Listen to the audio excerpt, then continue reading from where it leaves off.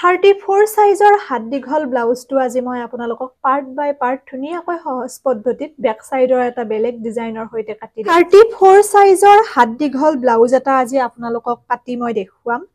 একেবাৰে সহজতে সহজ পদ্ধতিৰে বহুতে হাত দীঘল ব্লাউজৰ ভিডিও দিবলৈ কৈ আছিল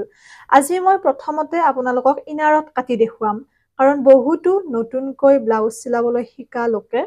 ইনাৰত কাটি ললে সুবিধা হয় যেহেতুকে ব্লাউজৰ পিছটো মেন কাপোৰখনত যদি আমি প্ৰথমতে কাটো হয়তো অকমান কিবা কাৰণত বেয়া হৈ যাব পাৰে তেতিয়া সমস্যাৰ সৃষ্টি হয় কিন্তু যদিহে আমি ইনাৰত প্ৰথমতে কাটি লওঁ তেতিয়া হলে কোনো কথা নাই সেইবাবে মই আজি আপোনালোকৰ কথা ৰাখি পেলাই প্ৰথমতে ইনাৰত কাটি দেখুৱাম এয়া হৈছে 1 মিটাৰ ইনাৰৰ কাপোৰ অনা হৈছে কিন্তু প্ৰকৃততে 34 সাইজৰ ব্লাউজ এটাত আমাৰ 80 সেন্টিমিটাৰ কাপোৰ হলে সম্পূৰ্ণ ব্লাউজটো হৈ যায় আপোনালোকে বস্তুখিনি লক্ষ্য কৰিব একেবাৰে সহজ পদ্ধতিত দেখুৱাম মই তলৰ ফালে আমাৰ তলটোত লাগিব 15 আৰু 16 বেক সাইডত লাগিব 15 আৰু ফ্ৰন্ট সাইডত লাগিব 16 যেহেতুকে আমাৰ ব্ৰা কাটত বহুখিনি গুছি যায় যিমান পাৰো সিমানকৈ মই সহজত শিকাব চেষ্টা কৰো গতিকে চাব এয়া এনেকৈ আপোনালোকে 16 লব এয়া চাব এইখিনি হৈছে আমাৰ 15 আৰু 16 16ত আপোনালোকে এনেকৈ চিন দি লব প্ৰয়োজন হলে স্কেলেৰে আপোনালোকে এনেকৈ আসমাৰি লব তাৰ পিছত যেহেতুকে 34 সাইজৰ ব্লাউজ যদিহে আমি 8 লওঁ 8 4 গুণ 32 আমাৰ সৰু হৈ যাব আৰু 9 ললেও আমাৰ বেছি হৈ যাব 9 4 গুণ 37 গতিকে আমি 8.5 লব লাগে 8.5 লব লাগিলে যেহেতুকে আমি 2 ইঞ্চি বঢ়াই লওঁ আমাৰ 9.5 হ'ব 9.5 লব আপোনালোকে 4 জাপ যেহেতুকে হ'ব 10 ললেও কোনো কথা নাই বহুত বেছি দীঘল হলেও দিগদাৰ এয়া 10 লব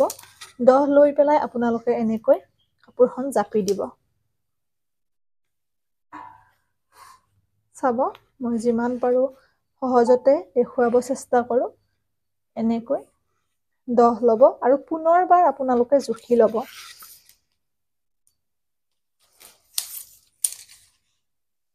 ইয়াৰ পৰা বেছি হৈছে অকমান গতিকে মই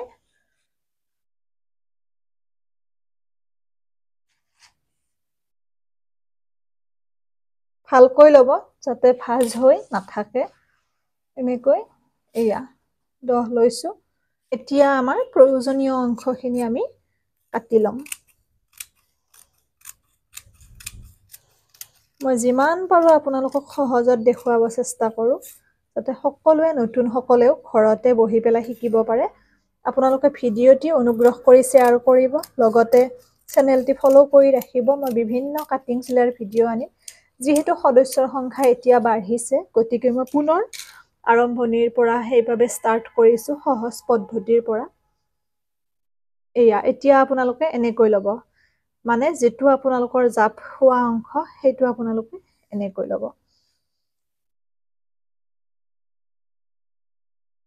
এনেকৈ লৈ পেলাই এবাৰ অকমান ডিজাইনটো বেলেগ দিম আমি পিঠিৰ বেক সাইডৰ বাকিখিনি জোখ আপোনালোকে চাব ইয়াৰ পৰা আপোনালোকে আঢ়ৈ লব 2 আৰু আধা লৈ চিন দি লব তাৰ পিছত ইয়াৰ পৰা আপোনালোকে 3 লব ইয়াৰ পৰা আঢ়ৈ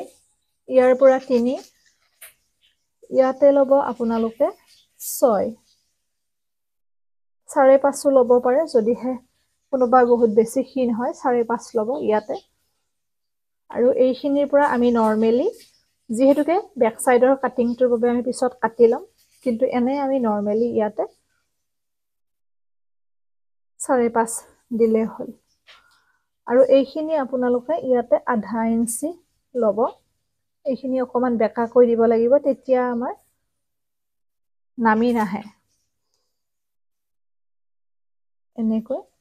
আসমাৰি লব আৰু এইখিনি আপোনালোকে ভালকৈ লব তেতিয়াহে আমাৰ ভাল হ'ব ফটোতে চক পেন্সিলডাল আনি লব আৰু ইয়াতে আপোনালোকে ইয়াৰ পৰা 3 লব 3ত চিন দিব ইয়াতে 1 দি পেলাই এনেকৈ এয়া আৰু এইখিনি আপোনালোকে 1 ইঞ্চি দিব দি এনেকৈ বেকাকৈ আহিব এইয়া এইখিনি আমাৰ হৈ গ'ল এতিয়া আমি এইখিনি কাটি লম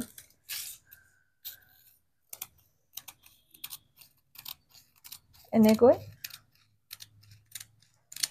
মই যেটো প্ৰসেছত কাটিছো ঠিক একে ধৰণে কাটিব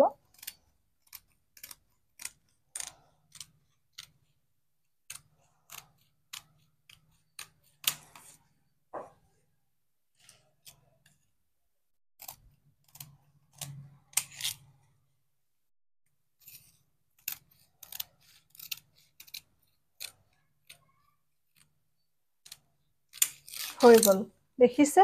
এতিয়া আমি বেক সাইডটো উলিয়াই লম যেটো আমাৰ 14 মানে 15টো হৈছে আমাৰ বেক সাইড আৰু 16টো হৈছে আমাৰ ফ্ৰন্ট সাইড ব্ৰা কাটত যাব যেহেতুকে চাব এতিয়া বেক সাইডটো আমি এটা বেলেগ ডিজাইন দিম এয়া এনেকৈ লব লৈ পেলাই আপোনালোকে ইয়াৰ পৰা আপোনালোকে কটাটো যিমানখিনি দিব বিচাৰে পিঠিৰ জখটো লওতে আপোনালোকে লৈ লব সেই অনুপাতে যদি ইমান কটা দিব বিচাৰে ইমানত দিব যদি ইমান দিব বিচাৰে ইমানত দিব মই যেহেতুকে কটাটো বৰ বেছি নিদিও হিন ছোৱালী মই ইয়াতে 3.5 দিছো কটাটো সেইভাবে মই 3.5 দিলে ইয়াৰ পৰা মই 3ত চিন দি লৈছো 3ত চিন দি পেলাই তেতিয়া আমাৰ হিচাপটো ভাল হ'ব মই দেখুৱাই গৈছো চাই যাব আপোনালোকে এনেকৈ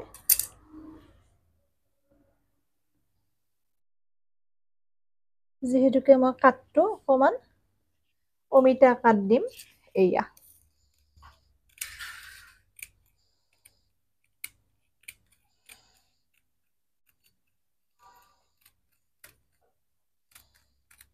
আপোনালোকৰ কথা ৰাখি পেলাই মই এইবাৰ ইনাৰত কাটি দেখুৱাইছো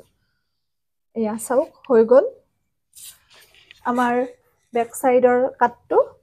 এতিয়া আমি ফ্ৰন্ট সাইডৰ কামখিনি কৰিম এইটো হৈছে বেক সাইড ফ্ৰন্ট সাইডৰ কামখিনি কৰিবলৈ ব্ৰা কাটটো এনেকৈ লব এনেকৈ লৈ পেলাই আপোনালোকে ইয়াৰ পৰা 12ত চিন দিব এয়া আপোনালোকে এটা এটা ব্লাউজ চিলাবচোন এনেকুৱাকৈ আৰু মোক দেখুৱাব এয়া মই চিলাইও দিম ভিডিওটো চিলোৱা ভিডিওটো দিম ইতিমধ্যে আগতে দিয়া আছে ইউটিউব চেনেলত বহুত ব্লাউজ কাটিংৰ ভিডিও পেজতো দিছো ইউটিউব চেনেলতো অকমান মৰম দিব ডিম্পি ডায়েৰী বুলি আছো পেজৰ নামেৰে পেজৰ ডিপিখনে ইয়াৰ পৰা 12ত চিন দিলো দি পেলাই ইয়াৰ পৰা আপোনালোকে 6ত চিন দিব আৰু ইয়াৰ পৰা আপোনালোকে দিব 3ত চিন আৰু এইখিনি 1 ইয়াতে দিব আঢ়ৈ 2 আৰু আধা এতিয়া 6ৰ পৰা এনেকৈ আপোনালোকে আঢ়ৈ লৈকে নিব 6ৰ পৰা আঢ়ৈ লৈকে নিব আৰু 3ৰ পৰা 1 ইঞ্চি লৈকে নিব এতিয়া আমি কাটিম এনেদৰে কাটিব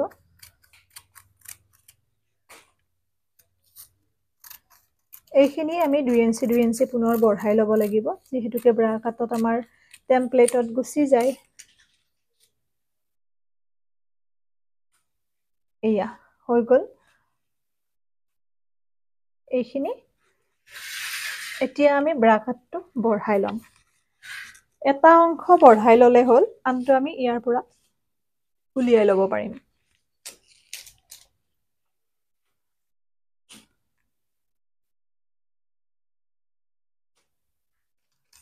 মই দেখুৱাই দিছো আপোনালোকক চাব এনেকৈ ধুনীয়াকৈ পাৰি ল'ব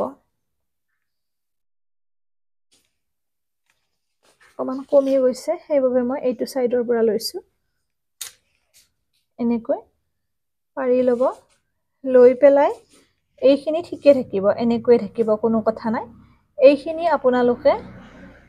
এক ল'ব এইখিনি এনেকৈ অকমান বঢ়াই বঢ়াই আহিব এইখিনি এক এইখিনি ডেৰ আৰু এইখিনি 2 ঠিক তেনেকৈ ইয়াতো আপোনালোকে এনেকৈ 2 ইঞ্চি কৈ বঢ়াই আহিব যেহেতুকে মোৰ জোখ আছে সেইবাবে মই আন্দাজেৰে দেখুৱাই দিছো এইখিনি 2 ইঞ্চি ল'ব এইখিনি এক এইখিনি ডেৰ এইখিনি 2 লৈ পেলাই ধুনীয়াকৈ এনেকৈ কাটি দিব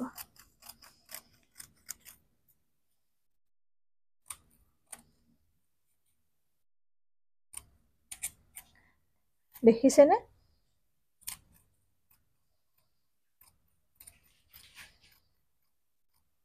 এয়া হৈ গল এতিয়া আমি কৰিম কি এইখিনি এনেকৈ চাব 4 আঙুল লৈ পেলাই 4টা আঙুলি পাৰি ভাঁজ কৰি দিব এইটো জোখে ভাল সেইবাবে মই এই পদ্ধতিটোৰে দেখুৱাইছো ভাঁজ কৰি পেলাই যাতে বস্তুখিনি হেৰাই নাযায় সেইটো নজৰ ৰাখিব নহলে ইফাল সিফাল হলে নিমিলিব এনেকৈ দিব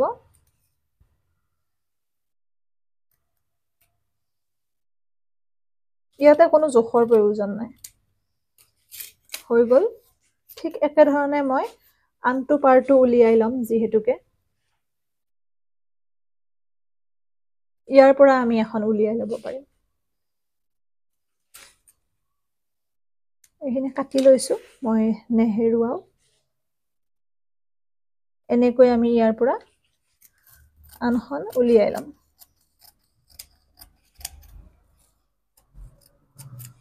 জোখটো লৈ পেলাই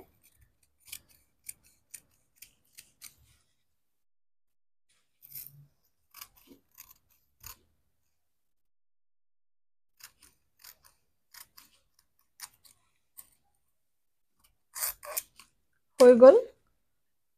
এতিয়া আমি তলৰ অংশটো ঠিক একে ধৰণে উলিয়াই লম এনেকৈ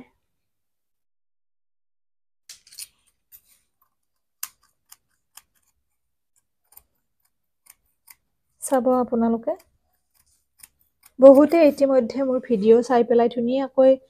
ব্লাউজ চিলাই পিন্ধিছে লগতে আনকো চিলাই দিয়া বুলি কৈছে বহুত ভাল লাগিছে সেইখিনিতে যেন মোৰ সাৰ্থকতা ভিডিঅ' বনোৱা যাত্ৰাৰ সিমানখিনিতে সাৰ্থকতা বুলি ভাবো আপোনালোকেও নতুনকৈ চিলাই পেলাই মোক দেখুৱাব এয়া হৈ গল বাকিখিনি মই জইন লগোৱাটোতো আপোনালোকক দেখুৱামে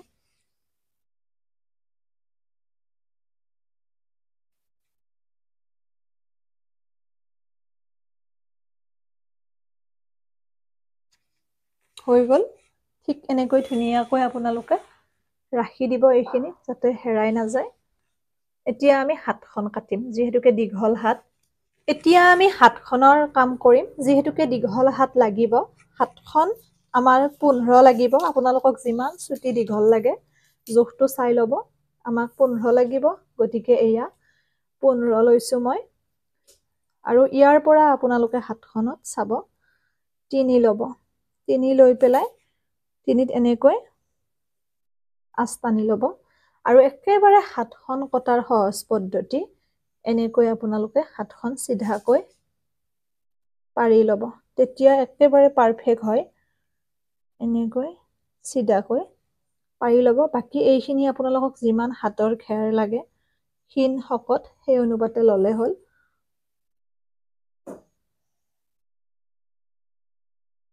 এনেকৈ আমি কাটি দিম এতিয়া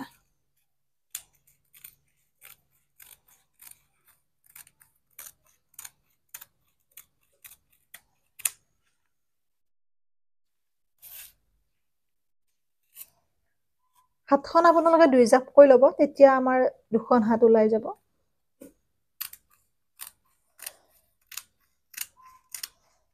মই অকমান ঠাই বেছিকৈ ৰাখি দিম যেহেতুকে শকত হলে আমাৰ ঠাইখিনি থাকি গলে সুবিধা হয় এয়া এইখিনি অকমান এনেকৈ দবাই দিবলৈ নাপাহৰিব তেতিয়া কোচ খাই নাথাকে কাখলতিৰ তলখিনি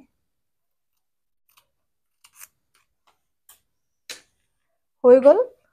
গোটেইখিনি হাত হৈ গ'ল আমাৰ বেক সাইড হৈ গ'ল ফ্ৰন্ট সাইড হৈ গ'ল আশা কৰোঁ আপোনালোকে আজিৰ ভিডিঅ'টিৰে হাত দীঘল ব্লাউজৰ সৈতে 34 সাইজৰ ব্লাউজ এটা কাটিবলৈ শিকিলে এতিয়া বাকি আপোনালোকে ব্লাউজৰ মেইন পিচটো ধুনিয়াকৈ পাৰি পাৰি কাটি ললে হ'ল মই সেইখিনি আৰু দেখুৱাই নিদিও যিহেতুকে এইখিনি হ'ল একাই প্ৰসেস মাথো এনেকৈ পাৰি পেলাই কাপোৰখনত কাটি যাব লাগে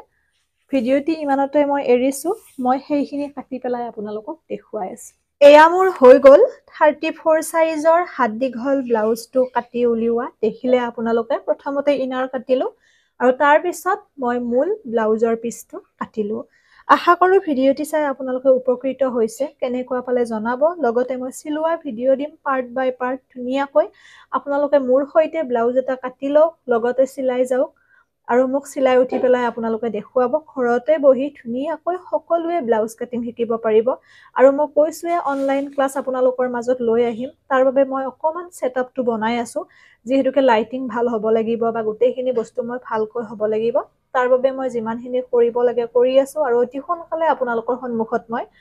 অনলাইন ক্লাছ আনিম কাটিংৰ তাত আপোনালোকে কুৰ্তি সেলৱাৰ যি বিচাৰে সেইখিনি মোক জনাই দিলে মই সেইখিনি ভিতৰত আবদ্ধ কৰিব চেষ্টা কৰিম পেজটি অনুগ্ৰহ কৰি ফলো কৰিব যি সকলৰ কাটিং সিলাই শিকিবৰ মন আছে লগতে ভিডিঅ'টি যিমান পাৰে